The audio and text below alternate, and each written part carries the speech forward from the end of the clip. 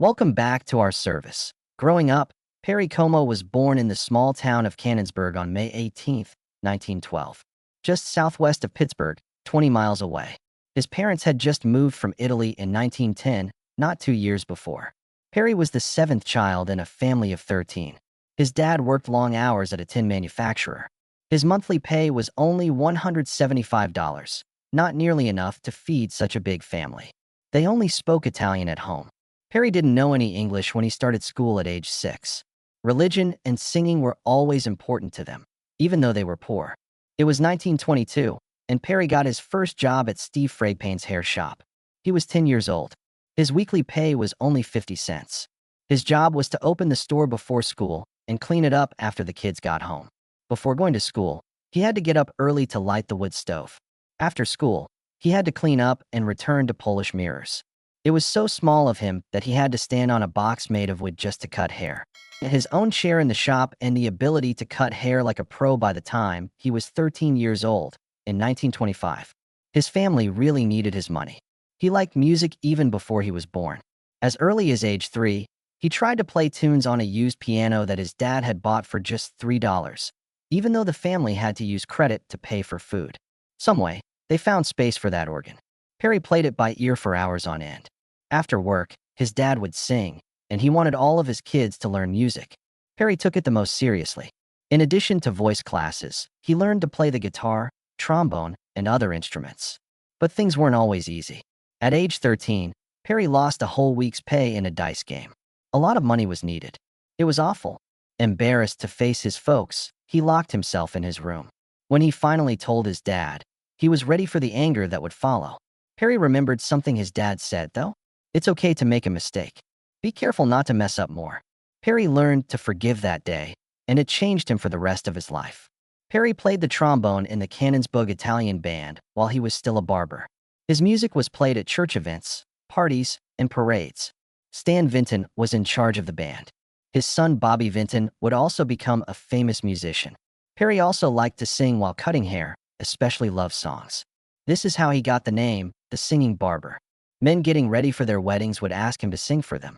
$20 would be added to his pay, $30 at those gigs.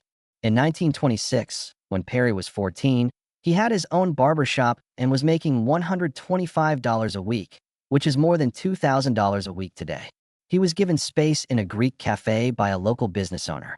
Perry always had a full barber shop because he sang so well. He hired 2 more barbers just to deal with all the people. Then something very bad took place. His dad Pietro got a heart problem and couldn't work anymore. Perry's brothers took over as the main breadwinners. His barbershop earnings helped him pay his rent, eat, and even give his brothers music lessons. Perry always sang, even though she had a lot to do. He sang at work because Bing Crosby made him want to. His singing was loved by many. He started getting requests to play from local bands like Sons of Italy. Back then, $5,000 or $10 per show was a lot of money for a teenager. They met in 1929 when he was 17 and she was 16. The whole time he sang, "More Than You Know," he looked at her. After falling in love, Perry didn't rush to get married. He chose to wait 4 years because he wanted his business to be strong enough to support a family.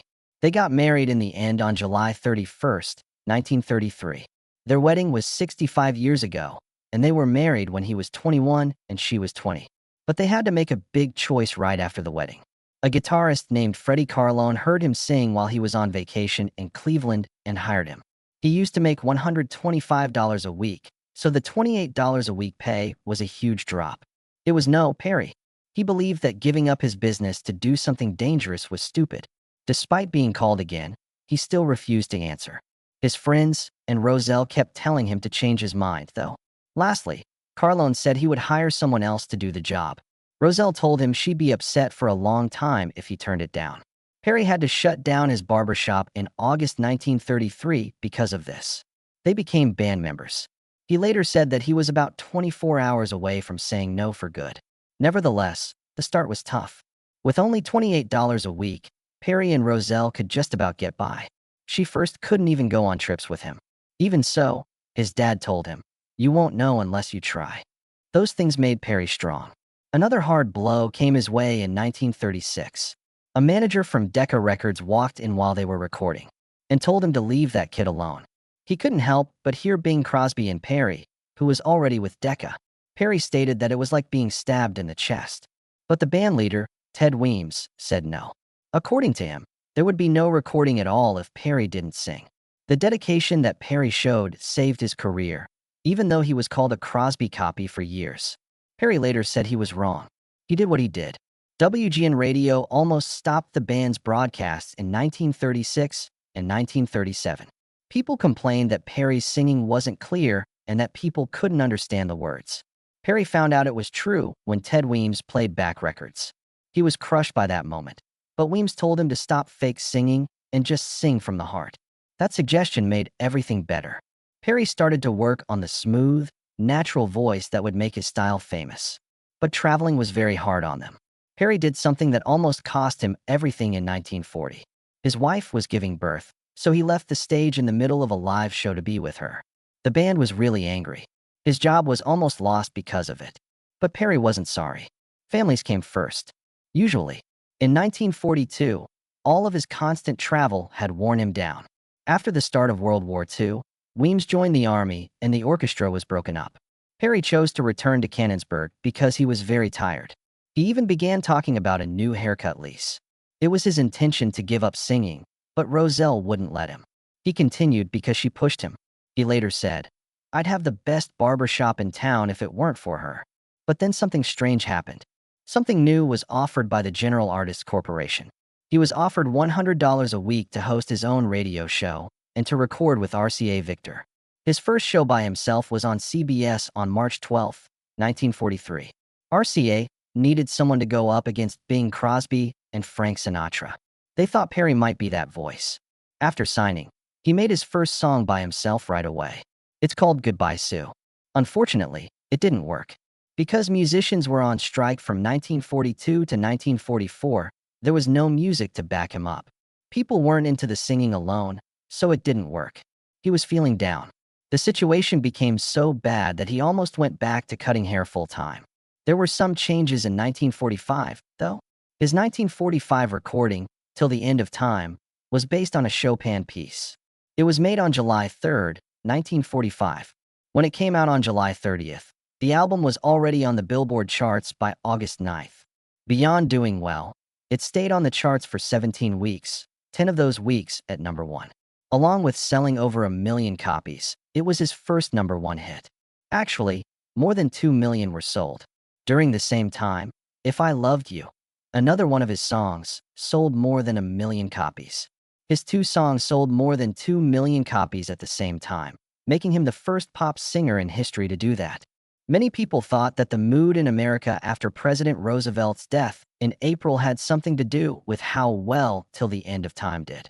Folks were seeking solace, and Perry's words provided it.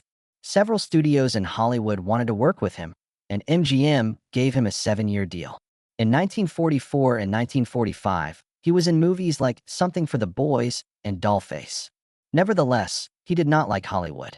Lou Mayer, the powerful studio boss, had a birthday party one day, and Perry was told to sing Happy Birthday in front of everyone. He had the feeling of a properly trained monkey. Following the song, he addressed the mayor directly and called him an A** hole in front of everyone present. Right after that, his deal was over. Perry afterwards said that the whole thing was planned by him. He was sick of Hollywood and wanted to leave. He said leaving movies was like becoming free. He left without looking back. Occasionally, he wasn't happy with his songs. It was well known that Perry didn't like the songs he was making. It was once his opinion that some of them were bad. People who saw him during recording sessions said he looked sad, like he had just eaten something sour. In 1 or 2 takes, he would leave the studio immediately after recording. Instead of silly jingles, he wanted to sing Broadway songs and old favorites. He put out an album in 1961 called By Request that was full of songs he really loved. It wasn't very popular, though. On the other hand, RCA Victor kept selling millions of copies of his other songs. They made an average of 4 million Como records a year starting in 1943. Simply in 1946, they made $4 million in a single week. His songs helped pay for his house and his kids' college in a 1998 interview, so he didn't feel too bad about it.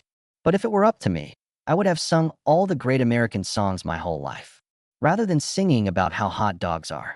Television and radio became his new home. He started a 15-minute show called the Chesterfield Supper Club on December 11, 1944. It aired every weeknight at 7 p.m. An individual named Doug Storer had the thought after hearing Perry on the radio and working with him on a demo. First, not even the ad agency wanted Perry. They had other plans. Doug worked hard to get him the job, and it happened just 1 week before the show aired. On December 24th, 1948, NBC chose to do something different. There were cameras in the radio booth, and the show was shown on TV. They were only going to do it for 3 Fridays as a test run, but people liked it so much that they kept going. As of September 8th, 1949, the show was a regular on TV. Perry was a TV star now, even though he said at first that being on camera made him feel weird. To relax, he would pretend that he was in his living room with his family, talking. It became the Perry Como Show when he went to CBS in 1950. It used to be an hour a week, but now it's 3 times a week for 15 minutes. In the 1956 to 1957 season, his show was the only NBC show to make it into the Nielsen Top 10. From 1955 to 1959, he won 5 Emmys in a row. In 1956, someone gave him a Christopher Award. It was one of the first cartoons to show color. Perry and Jackie Gleason both tried to get more viewers. Each week, one of them would call the other and make fun of it. His song, Catcher a Falling Star, was the first to ever get a gold record from the RIA on March 14, 1958. This meant that it sold more than 1 million copies. Although Perry didn't enjoy the song, the speaker got the name wrong and called it Chase a Falling Star during the live award show. Perry later sang the song in a funny way to show how much he didn't like it. Soon after, he won a Grammy for it, but he never changed his mind. He thought about becoming a barber again. "I'm not a pop star." He said he never wanted to be a star. Something happened. NBC then made him a huge offer in 1955. It was an agreement for 12 years. That was followed by an even bigger offer from Kraft Foods in 1959. They gave him $25 million to make full-color TV shows that would last 66 hours over 2 years. His deal also included being their spokesman for another 10 years. He was paid more than any other TV man. Roncom was the name of his production business, which was named after his son Ronnie. From the $25 million, he had to pay for everything that went into making the movie, but he got to keep the rest. Despite having a lot of money, Perry often said he felt stuck. Time magazine once quoted him as saying, "To be honest, I don't know a thing about the deal." I did, however, meet the head of Kraft, and he seemed like a fabulous person. His shows were for more than just Americans. There were broadcasts in over 10 countries. In 1956, he and Jackie Gleason got a Peabody Award together. The judges thought Perry was charming and never put on a fake act. Everyone always treated him nicely and liked his family. His refusals included stories he believed were not appropriate for kids. Everyone around the world loved his Christmas shows. He received a Kennedy Center Award in 1987. The Television Hall of Fame added him in 1990. An unplanned UK hit in 1958 was a song called Magic Moments that was on the B-side of Catch a Falling Star. It was the #1 song for 8 weeks. That was still a big deal, even though it only got to #4 in the US. The fact that one song was a hit in the US and the other in the UK made it interesting. Most of his hits weren't what he wanted to be declared gold, even though more than 10 of them had sold more than 1 million copies. Perry didn't say anything about the 4 million records that RCA sold in 1 week. Celebrity didn't bother him. Esther Williams, an Olympic swimmer, was appearing on his show live on March 16, 1957, in a pool that had been built just for her. While she was swimming, her clothes didn't fit right. Perry didn't freak out when the show was over. Instead, she walked up to the camera, said good night, and jumped into the pool while still wearing her clothes. That moment became one of the most famous in TV history. A lot of people talked about it for many years. Perry stopped having a weekly show in 1963. Big things happened. He had made $25 million from Kraft not long ago, but he wanted to spend time with his family now. He did specials every month after that, sometimes missing months. He wished his kids would grow up. His Christmas show from 1980 was filmed in Jerusalem, where he sang Ave Maria outside of a real church. That song was holy to him, so he wouldn't sing it anywhere else. He thought some songs were too holy to sing just to get more views. He put out the album It's Impossible in 1970. It became a hit all over the world. His first #1 song in years, it showed he could still keep up with current music. Around it, he made an album and even performed songs by the Beatles and Simon and Garfunkel. He came back to Las Vegas that same year. He hadn't done a live show since 1944. Weekly pay at the International Hotel was $125,000. In all his years, his dad never made that much. He made a live album and performed his own brand of clean fun in Las Vegas. His choice to stay home in the 1980s cost him big job offers. Getting famous had kept him away from his kids during some of the most important years of their lives, and he promised not to do that again. Now was a good time for him to say no. That $25 million deal made him one of the richest celebrities in the world. He didn't want more awards, so he decided to be a good father and husband.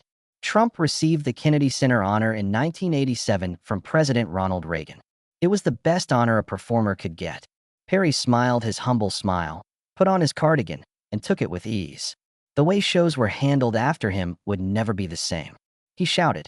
He didn't brag, and that's why so many people loved him. Perry Como got married to Roselle Bullen on July 31, 1933, when he was only 21 years old. That young woman was only 19. Perry sang More Than You Know while looking right at her at a picnic near Chardier's Creek in 1929, which was the first time they met. It wasn't just a wishful thinking fantasy. They were together for 65 years until Roselle died on August 12, 1998, at the age of 84. Roger was their first child. He was born in 1940. Thereafter, they were unable to have more children, so they adopted their daughter Terry and son David. Their marriage was one of the most stable in show business, but Como often said he felt guilty. He said that being well-known took away from the real things in life. He said once that being on the road wasn't a good way to raise kids. He quit after doing early tours with Roselle and baby Ronnie. It cost him time and money to be famous. Perry felt terrible when Roselle died. Perry was always thought to be the calmest man on TV, although that wasn't always true off-screen. He worked with Perry from 1948 to 1963 as his music director. Mitchell Ayres said Perry could lose his anger like anyone else. It wasn't only sometimes. People who cut him off were known to yell at him while he was driving. Fans were shocked by that kind of road rage because they thought he was always calm. Actually, Perry got mad just like everyone else. His hiding was better than most. After becoming famous, Perry never forgot where he came from. They were Italian immigrants who lived in Canonsburg, Pennsylvania, and had 12 children. He was the seventh. For decades, he quietly took care of his family. He sent money and didn't ask for thanks. One of the highest Catholic honors he and Roselle received in 1952 was being named Knight and Lady Commanders of the Equestrian Order of the Holy Sepulchre. In 1958, they went to Rome to see Pope Pius XIII for their 25th wedding anniversary. Perry, however, didn't like how the Vatican told the press about the event. His desire was for faith to be lived, not just shown. He never made the news for being kind, but he helped people who had no idea he was doing it. Perry picked a very simple life in Jupiter Inlet Beach Colony, Florida, even though he made about $40 million a year. Besides having 3 stars on the Hollywood Walk of Fame, he sold more than 50 million songs. Nevertheless, he didn't care about being spectacular. He was seen grocery shopping all the time by locals, but most of them didn't even know him. He was 88 years old when he died on May 12, 2001, while sitting in his favorite chair. According to his daughter Terry, they had eaten ice cream together the day before and he was happy, knowing that made his sudden death even more difficult to handle. Perry had been dealing with Alzheimer's for about 2 years, and when he stopped playing golf, it seemed like a part of his soul had already died. As he got older, he didn't stop working all the time. It was said that Perry had retired in the 1970s, but he still appeared from time to time. In 1992, when he was 80 years old, he said he still liked it. "I wouldn't do it if I was tired," he admitted. He was honored by the Kennedy Center in 1987. He was inducted into the TV Hall of Fame in 1990. He died in 2001, but the Grammy Lifetime Achievement Award was given to him in 2002. He had a 44-year relationship with RCA Victor from 1943 to 1987. It was one of the longest in the history of music. However, Perry was angry behind the music. A lot of his best-known songs made him angry. Sometimes, he said that RCA made him record songs that he didn't like. When he signed the $25 million deal with Kraft in 1959, he said it was like finding gold. Others told him he should have gone back to cutting hair in Canonsburg. He said in an interview that the songs supported his family by paying for his home and his junior year of college. I would have rather sung American songs, though. He loved art and wanted to make it his career. He even destroyed his own career in Hollywood. While making the movie Words and Music in 1948, MGM threw a party for Louis B. Mayer, who was the head of the company. Perry had to perform Happy Birthday. The words were changed to Happy Birthday to You. You scumbag. Mayer was so mad that he wouldn't let him get any more movie parts. Not worried. Later, he said, they were wasting their time, and I was wasting theirs. Perry refused to go after gold records, even though he was very successful. He stayed out of the awards for selling millions of songs. RCA had to push him to accept the first gold record award from the RIA. 1958's Catch a Falling Star. He had sold more than 100 million songs. In total, 15 of his songs have sold over 1 million copies. He did not want any prizes or awards, though. His only wish was to be left alone when he got home from recording. Some even thought he was trying to avoid the draft during World War II. But military records showed that he was marked for AF because he had to take care of his family and music obligations. The 4F title was also held by Frank Sinatra and Harry James, among others. Perry needed to help take care of his big family. The man who raised him worked in a mill. Everyone got by thanks to Como's cash. The complaints followed him around for years, though. Everyone was shocked when he died in May 2001, and not just because he died. They were also shocked by what happened behind the scenes. His kids were in a painful court case with each other. The father's daughter Terry and son Ronald couldn't agree on how to carry out his 1999 will. Terry didn't think Ronald was fit enough to be executor, even though Ronald had been named executor. He was sick with Parkinson's. In 2000, Perry was still living but very sick when the case went to court. Terry went so far as to write a judge in July 2001 and ask if Ronald could be taken off as agent. The fight wasn't a small one. Families were split up. People were shocked by the numbers when his estate was settled. In 2002, his house in Florida was sold for $325 million. Currently, it's worth more than $17 million. He made a deal with NBC in 1959 to make $1.2 million a year, whopping $10 million a year these days. RCA simply could not handle the volume of his album sales. They should stop counting once, he said. Nobody knew how much money he had made, but he never bragged about it.